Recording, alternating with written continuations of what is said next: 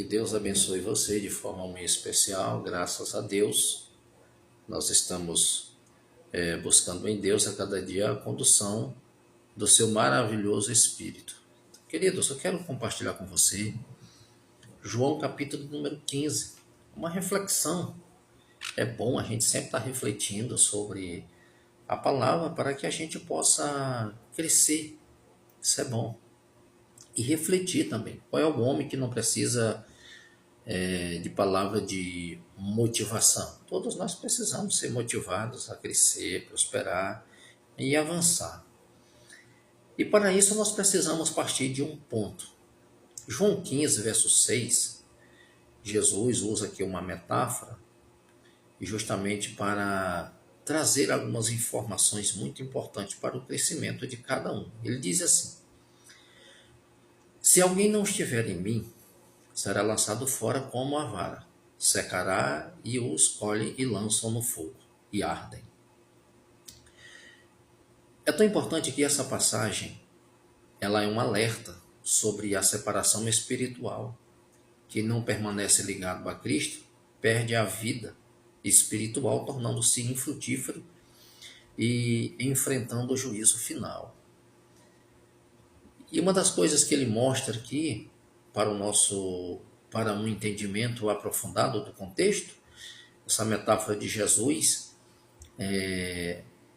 ele usa a videira e os ramos. Isso é importante. Ele usa aqui uma linguagem agrícola para que as pessoas possam compreender melhor o propósito de evangelho e também a mensagem que Jesus queria passar.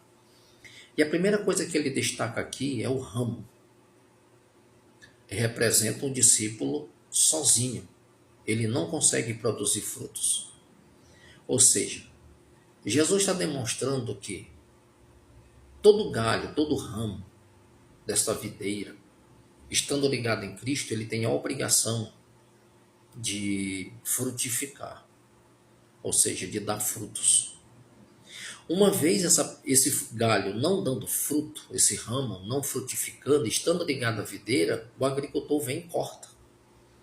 Porque ele está em um lugar que ele tem o dever e a responsabilidade de produzir. Não produzindo, para nada ele serve, ele é inútil, ele não tem serventia, então ele corta e lança fora.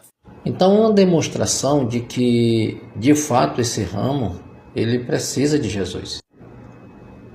Esse ramo realmente ele precisa estar ligado em Cristo para que ele possa frutificar. E outra coisa que ele mostra aqui é justamente a questão de a importância, na verdade, de permanecer.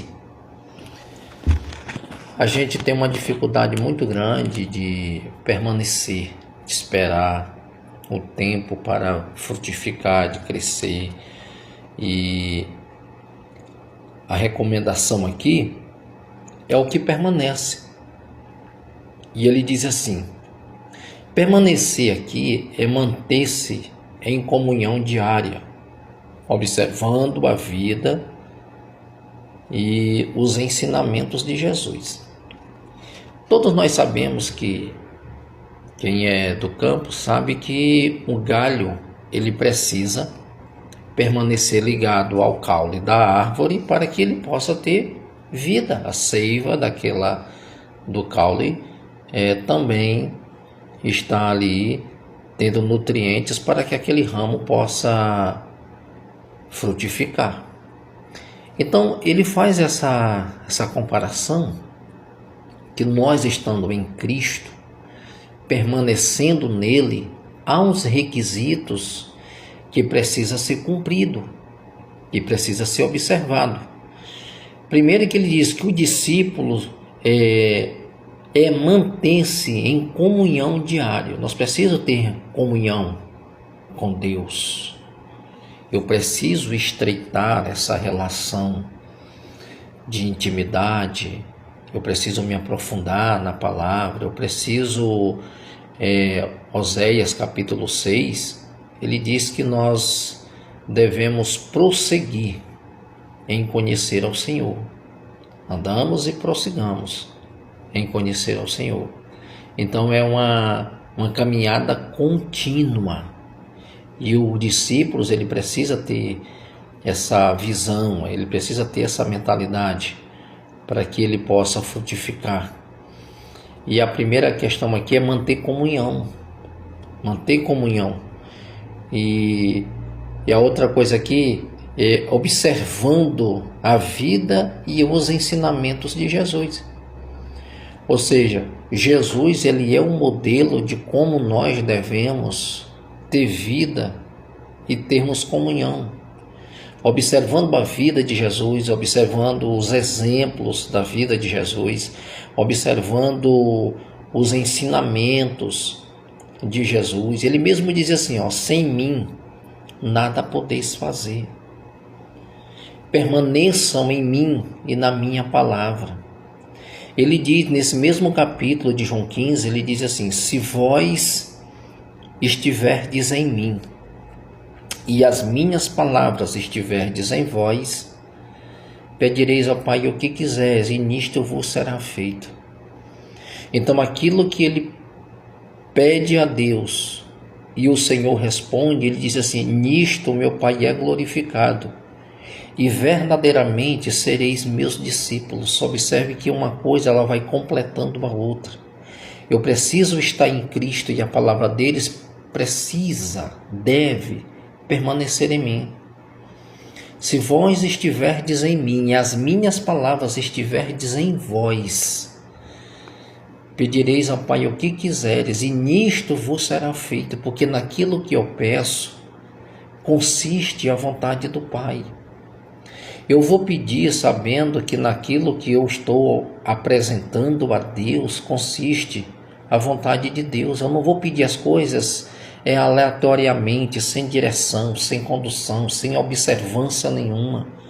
Então, é por isso que naquilo que eu peço eu vou receber, porque naquilo que eu estou pedindo eu estou sobre uma orientação de Deus. E naquilo que está sendo orientado por Deus e conduzido por Ele, consiste a vontade dEle.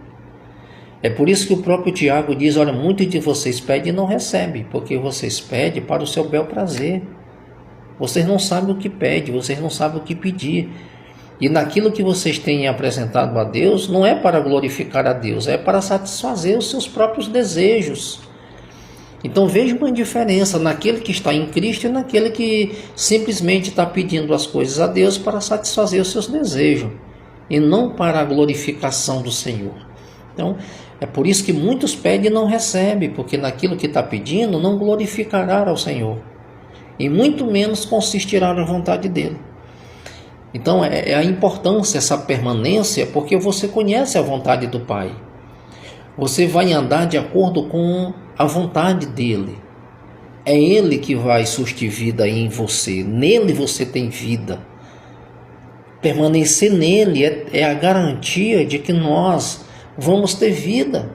E vida em abundância, mas em Cristo.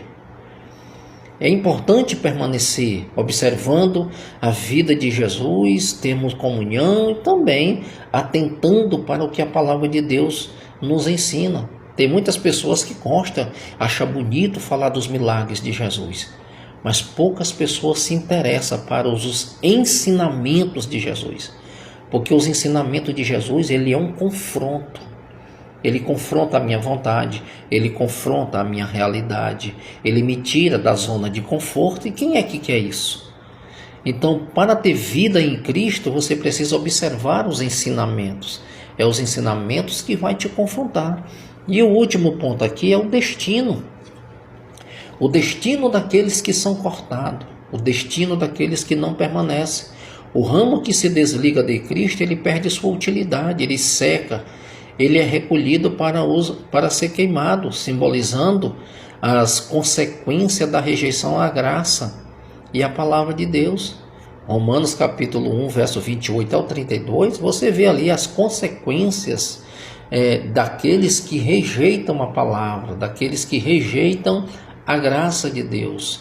Então a recomendação aqui é que nós venhamos abraçar essa graça de Deus para que nós venhamos ter vida, e nele vida em abundância para o nosso crescimento.